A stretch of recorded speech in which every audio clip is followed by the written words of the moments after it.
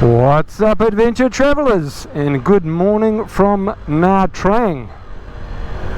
It's a very leisurely 9:45 in the morning, and we're off to Phan Thiet. I think that's how you say it. It's about 4 3/4 hours in the saddle, so just cruising through the day today. No hurry. I don't think there's anything to do at the final destination. I don't think it's a big tourist town like Nha Trang, and so just plodding along, seeing what we can see. Nha Trang is a pretty cool place. I could spend a few days here. It's a bit like a Vietnamese Gold Coast, like I think I said before, and yeah, just a bit of a tourist town for locals and internationals alike. So heading out of town now, taking it easy, and we will see what we will see. Check in soon.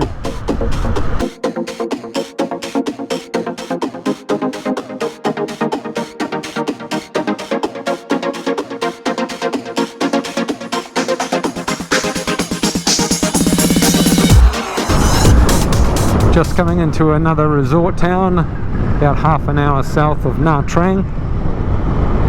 You can see all the hotels on the beach there. These hotels are massive. It's just like, where do all the people come from to go in them? Oh, that's right, there's 100 million people in Vietnam. That's where. And there's even more being built. No wonder the room rates are so cheap. They've got more hotels than they know what to do with. I can't see anyone working on them. Weird. Look, there's a big flash one in behind. Oh, there's two flash ones in behind. Hotel upon hotel upon hotel. The tourism sector must be exploding in Vietnam.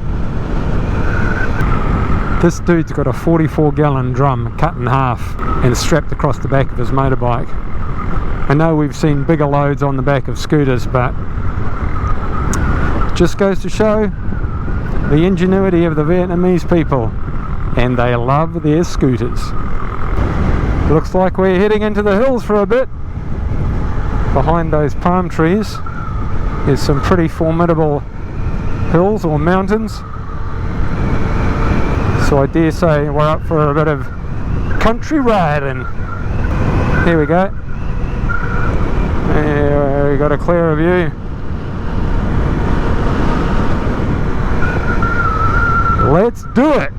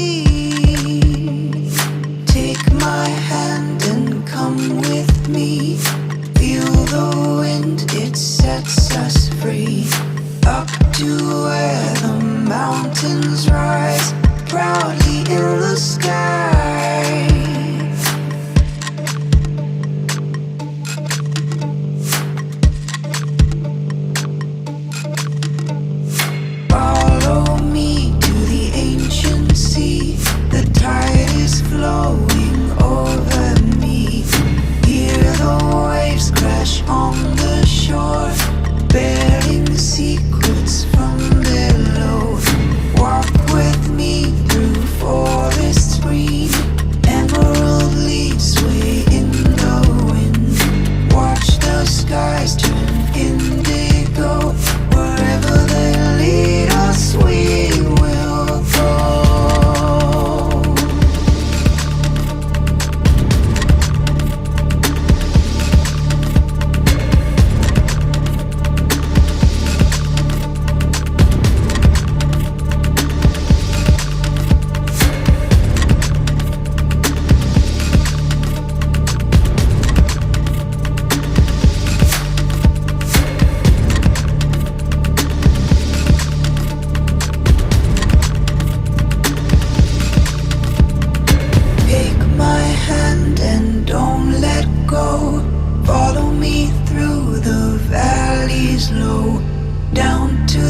river where the waters sing. Let's wash our bodies clean. Wash our bodies clean. Wash our bodies clean.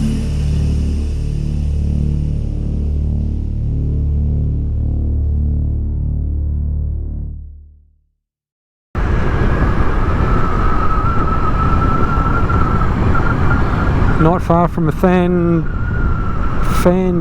theatre, I think that's how you say it. So coming down to the last stretch of coast, about 30 minutes away. There are all these colourful jeeps around. I think there's a four-wheel driving experience nearby, and they've painted all the vans up different colours to make it interesting.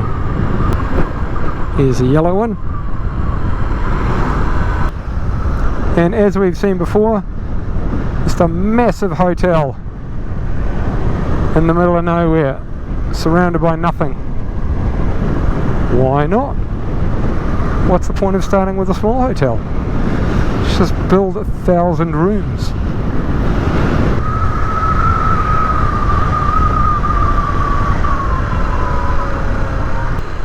Okay, here we are in the little township, and here's a palangi. Not far to go now. I can't even remember what the place is called. Google Maps will take me there. It's taken me about 6.25 hours to do a 4-hour 45, so what's that, an hour and a half off the bike. Just took it pretty easy today. Viva, that's what it's called. Viva Las Vegas! Viva Resort. Alrighty, let's see if I did alright. Alright.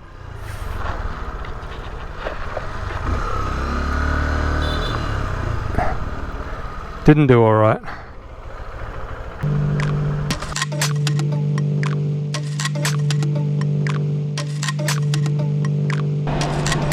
What's up, adventure travellers? Last day on the road in Vietnam. Last day on the nifty 150, aka the Arse Buster. It's interesting, you get used to a certain country and how to do things, so there's a little bit of intrepidation, even though it's not my last day in the country.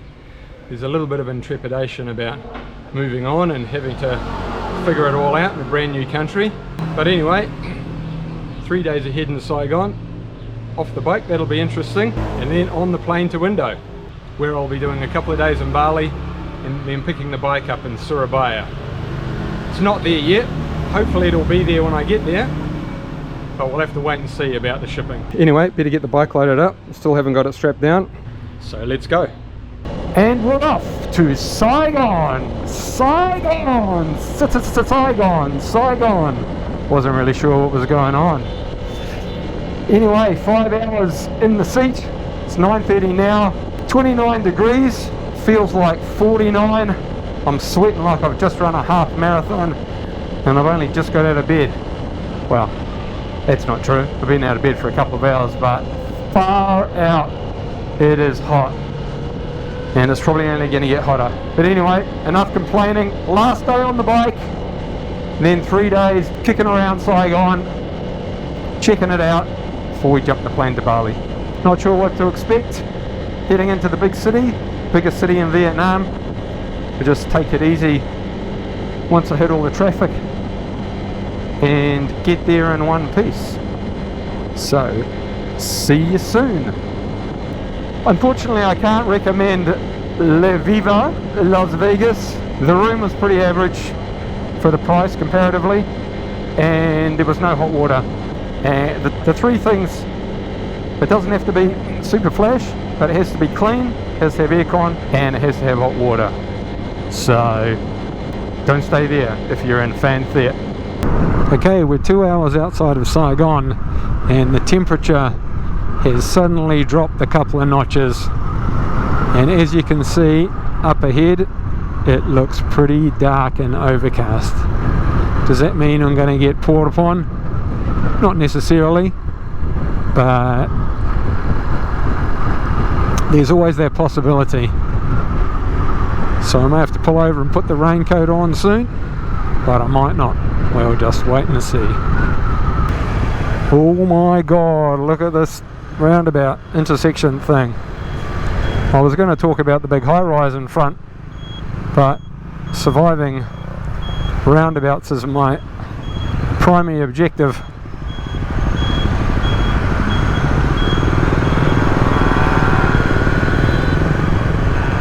I think I'm going the right way. Anyway, here's the first high-rise of the day, and I'm sure there's going to be more and more of those as we get closer into the centre of Saigon. Some pretty impressive train tracks up there.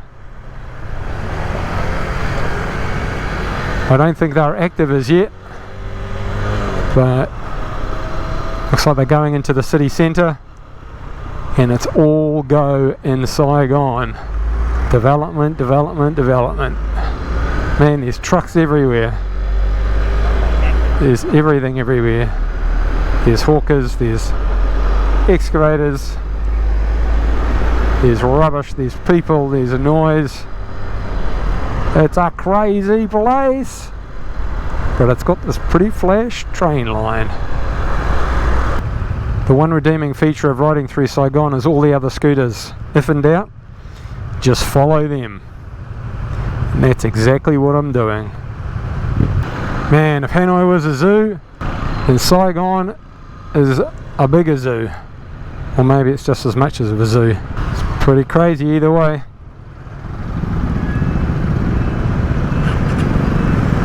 Oh, me! Jesus! Las Vegas! Follow the leader!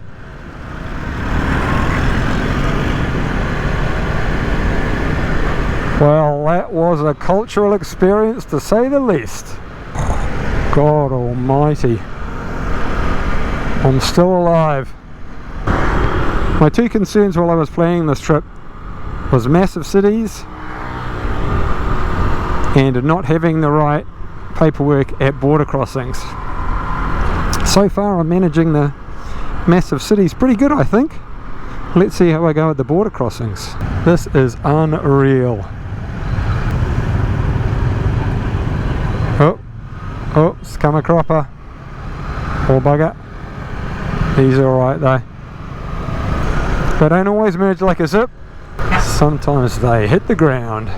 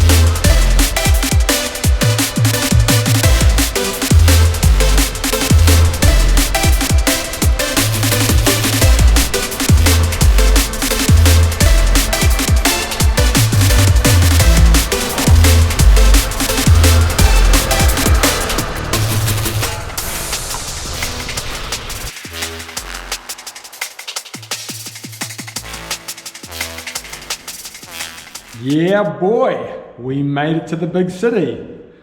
I don't know if you can tell how hectic that traffic was, but it was pretty insane. But it was fun, and I made it here in one piece. Some exciting news on the fundraising front. The fundraising for the IHC in New Zealand, who looks after the intellectually disabled community, has been given a boost this week. A very generous donation from Angela and Adrian in the UK has taken us to close to 11,500 New Zealand dollars. So thank you very much, Adrian and Angela. I'd also like to say a shout out to Delphi in New Zealand. Delphi's 7 years old and she's a keen follower of the channel. So thanks for tuning in, Delphi. I hope you're enjoying the videos. If you'd like some more information on the ride from New Zealand to Ireland, you can go to twowheelstoeverywhere.com. If you'd like some more information on the charity I'm raising funds for, you can go to ihc.org.nz. And if you're enjoying these videos and you would like to contribute, you can do so through my Give a Little page. All the links are in the description below. So that's it from me this week. Next video will come from the streets of Saigon. So we'll go for a wander around and see what we can find. If you like this video, please give it the big thumbs up. If you'd like to see more, please subscribe and ring the notification bell. And if you'd like to support the channel, please share it with family and friends. And give me some feedback in the comments below. It helps me improve the channel for everyone. As usual, thanks for tuning in, travel safe, see you on the road.